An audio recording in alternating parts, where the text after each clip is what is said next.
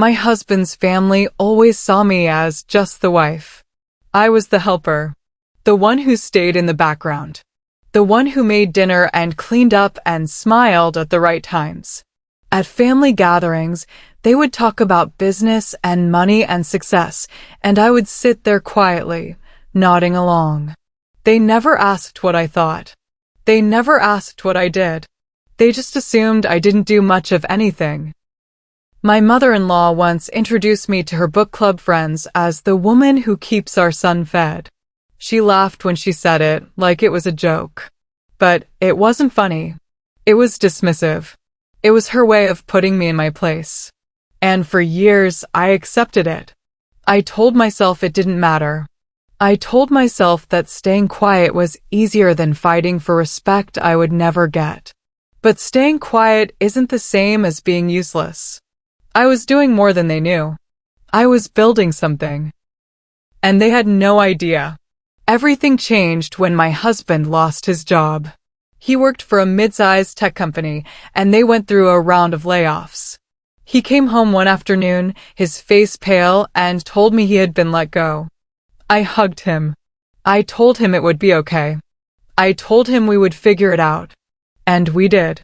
I immediately started looking at our finances, cutting unnecessary expenses, reaching out to my own network for opportunities.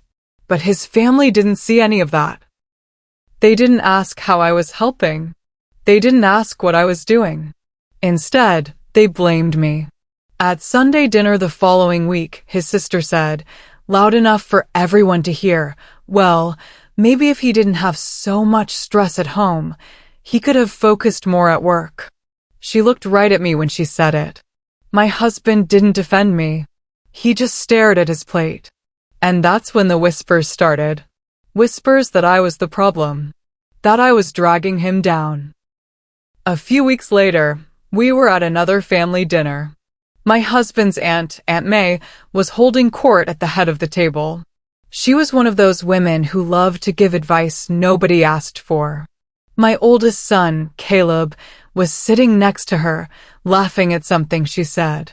And then she looked at him and said, clear as day, your mom never did anything for this family, you know. Your dad's been carrying all of you. Caleb laughed. He actually laughed. Like it was funny. Like it was true. I was standing in the doorway, holding a dish of roasted vegetables, and I froze. Nobody corrected her. Not my husband. Not his parents. Not anyone. They just kept eating like nothing had been said. I put the dish down on the table and walked into the kitchen. I stood there, gripping the edge of the counter, my hands shaking. I didn't cry. I didn't scream. I just stood there, feeling something break inside me. About a week later, my youngest son, Ethan, looked me in the eyes and asked a question that shattered me. We were sitting at the breakfast table. He was eating cereal and I was packing lunches for the day. He looked up at me, his face innocent and curious, and said, Mom, why don't you help Dad make money? I stopped what I was doing.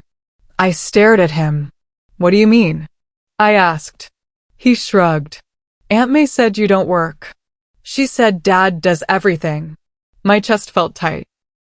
My throat felt thick. I wanted to scream. I wanted to cry. I wanted to grab my phone and call every single person in that family and tell them exactly what I thought. But I didn't. I just looked at my son and said, I do help, sweetheart. More than you know. He nodded, but I could see it in his eyes. He didn't believe me. And that question, that one innocent question, shattered something inside me. I realized my own kids were starting to see me the way his family did. As useless. What nobody knew, not even my husband, was that I had been running a small business from our basement for the past 3 years. I had started it quietly, almost as a side project, offering consulting services to logistics firms. I helped them optimize their supply chains, reduce waste, and improve efficiency. It wasn't glamorous. It wasn't flashy. But it was profitable. Very profitable. I had clients across 3 states. I had contracts worth tens of thousands of dollars. And I had already paid off our second car in full, using money I earned myself. I didn't tell anyone because I didn't think it mattered. I thought my work spoke for itself. But now I realized that silence had been a mistake. They assumed I did nothing because I never told them otherwise. And now my own children were being poisoned against me. I sat in my basement office that night, staring at my computer screen, and I made a decision. I wasn't going to stay quiet anymore. Even when I contributed, they found ways to diminish it. One afternoon, I came home from the grocery store with bags full of food. I had spent over $200, all from my own business account. I unpacked everything and started putting it away. My mother-in-law was visiting, sitting at the kitchen table with a cup of tea. She watched me unpack and said, "Oh, did you use his card?" I stopped. I looked at her. "No," I said. "I used mine." She raised her eyebrows like she didn't believe me. "Well, isn't that nice?" she said, her voice dripping with condescension. "It's good you can help out a little." I didn't respond. I just kept putting groceries away. But inside, I was seething. I wasn't helping out a little. I was carrying half the financial load. But to them, I was still just the wife. Still just the helper. I kept the receipts, though. I kept every single one. I had a folder in my office with every expense I had covered. I didn't know when I would need it, but I knew I would. One weekend, my husband's parents took the boys to their lake house. They said it would be good for them to get away, to have some fun, to spend time with their grandparents. I agreed. I thought it would be nice for the kids. But when they came back 2 days later, something had changed. Caleb barely looked at me. Ethan was distant. They went straight to their rooms and didn't come out for dinner. I asked my husband what happened. He shrugged. He said they probably just had a long day. But I knew better. I could feel it. That night, I overheard Caleb talking to his brother in their room. The door was cracked, and I stood in the hallway, listening.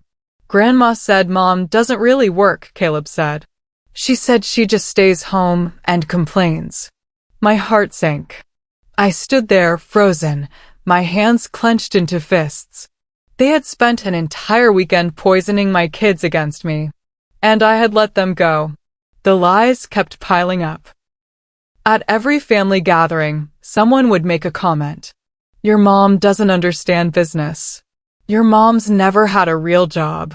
Your mom wouldn't know what success looks like if it hit her in the face." And the worst part? My kids were starting to believe it.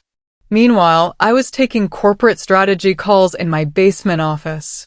I was negotiating contracts worth 6 figures. I was managing clients who respected my expertise and paid me well for it. But to my family, to my own children, I was nothing. I wanted to scream.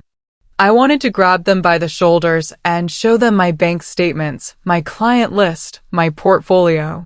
But I didn't. I stayed silent. Because I was waiting for the right moment. I understood plenty. I understood business. I understood money. I understood success. I just didn't understand their kind of ego. And I never would. Thanksgiving came, and we went to my in-laws' house for dinner. The whole family was there. Aunts, uncles, cousins. The dining room table was set beautifully, with fine china and candles and fresh flowers. Everyone took their seats. My husband sat next to his father. My boys sat near their cousins. And then my mother-in-law looked at me and said, "Oh, the main table is a little tight this year. Do you mind sitting over there?" She pointed to a folding chair in the corner, near the kids' table. I looked around. There were empty seats at the main table. She was lying. She just didn't want me there. I could feel everyone watching, waiting to see what I would do. I smiled. I said, "Of course. No problem." And I walked over to that folding chair and sat down. I said thank you. I stayed calm. But inside, I was done. I was done begging for respect. I was done trying to prove myself to people who would never see me. That night, after we got home and the boys were in bed, I checked my email. There was a message from a real estate investment group I had been in contact with for months. They were working on a commercial land buyout, and they wanted me to come in as a financial partner. The deal involved several properties, including a small office building downtown. I scrolled through the details, and then I saw it. One of the buildings was a bank. The same bank my husband's family had used for generations. The same bank where his father had his business accounts, where his mother bragged about knowing the branch manager personally. They wanted me to invest in the acquisition. And if I did, I would have a say in how that building was managed. I sat back in my chair, staring at the screen. This wasn't just an opportunity. This was fate. This was the universe handing me exactly what I needed. Over the next few weeks, I negotiated my share in the deal. I worked with the investment group's lawyers, reviewed contracts, signed documents. And I did it all quietly. I didn't tell my husband. Not yet. He was busy job hunting, sending out resumes, going to interviews. I didn't want to distract him. But also, I didn't want him to tell his family. I knew how this worked. If he knew, they would know. And I wasn't ready for that. When you're underestimated, silence becomes a weapon. It becomes power. They thought I was weak because I didn't brag. They thought I was failing because I didn't show off. But I was building something real. Something solid. Something they couldn't tear down with their words. And when the time came, they would see it. They would all see it. But not yet. Not until I was ready. A few weeks after Thanksgiving, my husband's brother called. He said he and his wife were having some financial trouble. He asked if they could move in with us for a while, just until they got back on their feet. My husband thought it was a good idea. He said family helps family. But I said no. I said we didn't have the space. I said it wouldn't be fair to the boys. His brother got angry. He called me selfish. He said I didn't understand what family meant. My mother-in-law called me the next day. She said I was being cruel. She said I was tearing the family apart. But I didn't back down. I stood my ground. And when my husband asked me why I was being so stubborn, I looked at him and said, because they don't respect me. And I'm not letting them into my home until they do. He didn't argue. He just walked away. A few days later, I called my lawyer. Just in case. While my husband was sending out resumes and going to interviews, I was working on something else. I applied for a business line of credit. I had been thinking about expanding my consulting business, hiring a small team, maybe renting an office space. I met with a loan officer at the bank downtown. I brought my financial statements, my tax returns, my client contracts. I sat across from her, nervous but prepared. She reviewed everything carefully. And then she looked up at me and smiled. "You've got more than enough to stand on your own," she said. "We can approve a 6-figure line under your name alone." I felt my chest tighten. Not from fear.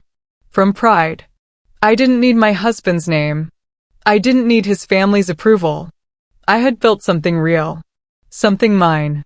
I signed the papers that afternoon. And when I walked out of that bank, I felt lighter than I had in years. At a family barbecue that summer, I overheard a conversation that made my blood boil. My husband's uncle was standing near the grill, talking to my father-in-law. He nodded in my direction and said, "So, is she still selling candles or whatever it is?" My father-in-law laughed. "I don't know. She doesn't talk much about it."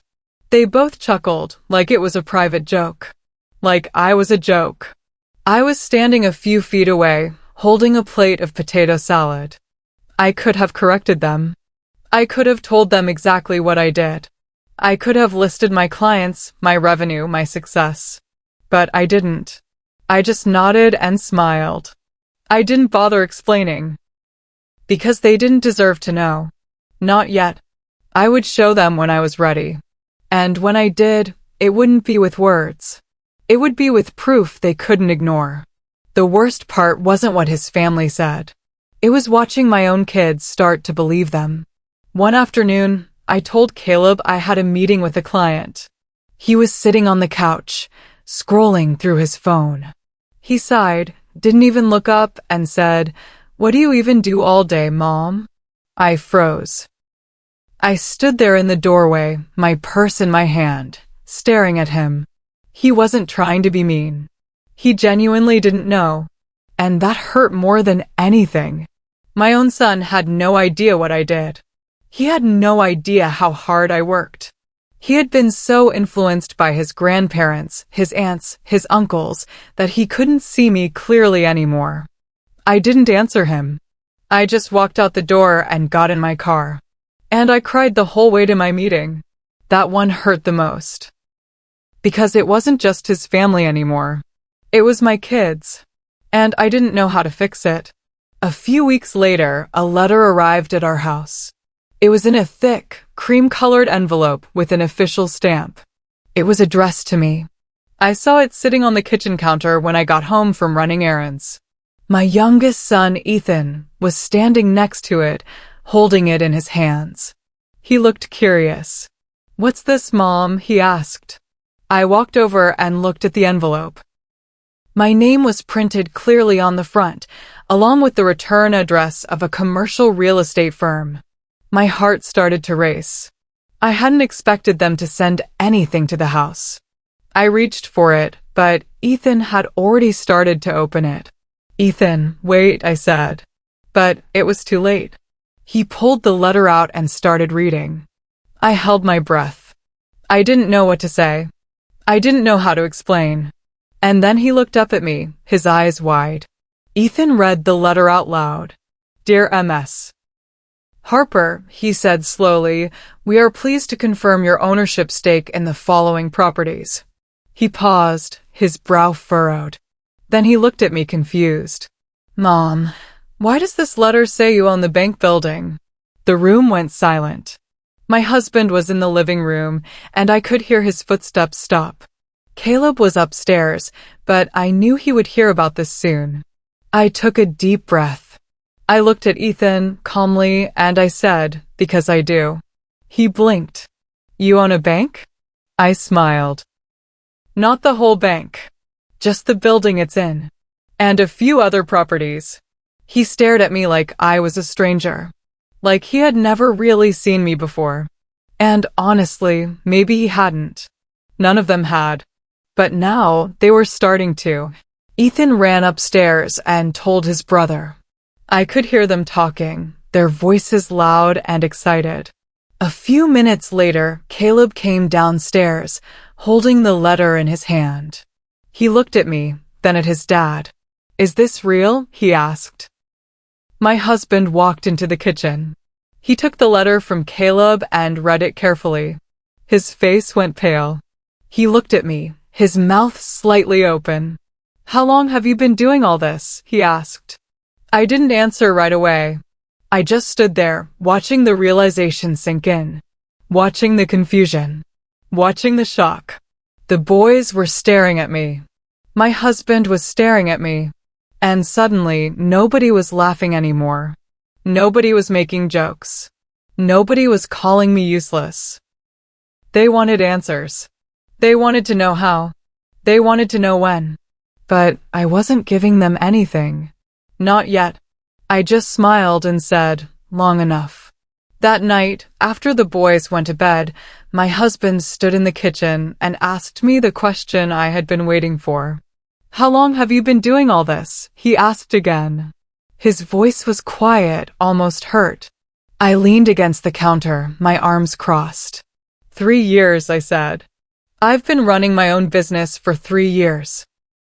I've been consulting for logistics companies. I've been earning my own money. I paid off the second car. I've been covering half our expenses. And now I'm a partner in a real estate investment. He just stared at me. "Why didn't you tell me?" I looked at him for a long moment. "Because I didn't think I needed to prove myself to you," I said. "But your family made sure I felt like I had to. And you let them. He didn't have an answer for that. He just stood there, silent. And I said, I don't need their approval. I never did. A few days later, his family called a meeting. My mother-in-law, my father-in-law, and my husband's sister all came over to our house. They sat on the couch, across from me, like I was on trial. My mother-in-law folded her hands in her lap and said, "We need to talk about this business situation." I nodded. "Okay," I said. "Let's talk." She looked uncomfortable. "We're just concerned. We didn't know you were involved in anything so significant. We just want to make sure everything is legitimate." I felt anger rise in my chest, but I kept my face calm. "You want to make sure it's legitimate?" I repeated. She nodded. I stood up, walked to my office, and came back with a folder. A thick folder. I laid it on the coffee table in front of them. "Go ahead," I said. "Read it." They looked at each other, then opened the folder. And that's when everything changed. Inside the folder were bank letters, business filings, tax returns, investment statements, and property deeds, all with my name on them. My mother-in-law flipped through the pages, her face getting paler with each one. My father-in-law sat back, his arms crossed, saying nothing. My sister-in-law just stared. I didn't raise my voice. I didn't need to. The documents spoke for themselves. "I've been running a successful consulting business for 3 years," I said calmly. "I've earned over $300,000 in that time. I've paid off debts. I've invested in real estate. And I've done it all while you told my children I was a failure." The room was silent. Nobody had anything to say. Even my husband, sitting in the corner, looked shocked. I picked up the folder and held it in my hands. "So yes," I said. "It's legitimate." I walked out of the room and went upstairs. I didn't wait for their response. I didn't need it. The silence that followed was beautiful. For the first time in years, nobody had anything to say. No jokes. No comments. No dismissive remarks. My mother-in-law left without saying goodbye. My father-in-law mumbled something about needing to go. My sister-in-law just walked out. And my husband sat on the couch, staring at the floor. Later that night, the boys came downstairs. They didn't say much, but I could see it in their faces. They were looking at me differently. Like they were seeing me for the first time. Caleb sat down next to me on the couch and said, "I'm sorry, Mom." I looked at him. "For what?" "For not believing you," he said quietly. I put my arm around him and pulled him close. "It's okay," I said. "But now you know." I wasn't mad at them. I wasn't even mad at his family. I was just finally understood. But the best part? That hadn't even happened yet. The next month, something interesting happened. My father-in-law called my husband, frustrated. He said the branch manager at the bank, the one he had known for years, had been transferred. He said the bank was changing policies, tightening loan requirements, restructuring accounts. He said it felt like they didn't care about long-term customers anymore. My husband told me about the call, confused. "Dad's really upset," he said. "He doesn't know what's going on." I nodded. I didn't say anything. But I knew exactly what was going on. The investment group I had partnered with had brought in new management, new policies, new priorities. It wasn't personal. It was just business. My father-in-law called it corporate restructuring. I called it strategy. I didn't orchestrate it to hurt them. But I didn't stop it either. And honestly, I didn't feel bad about it. They had spent years making me feel small. Now, they were realizing I wasn't small at all. A few weeks later, something happened that meant more to me than any business deal. I was making breakfast one morning when Caleb came downstairs. He was holding a notebook and a pen. He sat down at the kitchen table and looked at me. "Mom," he said, "can you help me build a budget?" I stopped what I was doing. I turned around and looked at him. "A budget?" He nodded. Yeah, I want to start saving money. And I figured, you're really good at this stuff. Can you teach me? I felt tears prick my eyes, but I smiled. I sat down next to him and said, of course. We spent the next hour going over income, expenses, savings goals. He asked questions. He took notes. He listened. And when we were done, he looked at me and said, thanks, Mom. I didn't know you knew all this. I reached over and squeezed his hand. That moment felt better than any deal I had ever signed. Better than any property I had ever owned. A year later, I received an invitation to speak at a local women's entrepreneurship event. They wanted me to talk about my journey, about building a business while raising a family, about overcoming doubt and criticism. I almost said no, but then I thought about my sons. I thought about the lessons I wanted them to learn. So I said yes. The night of the event, my husband came with me. So did the boys. They sat in the front row, all three of them, watching as I walked onto the stage. The room was full of women, all of them looking at me with interest and respect. I told my story.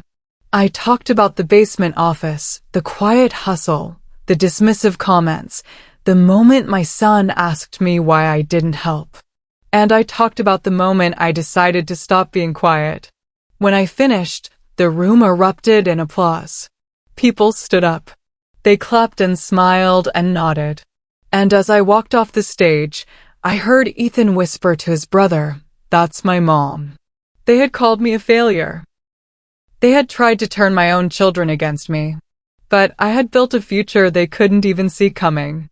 And now, finally, everyone could see it too.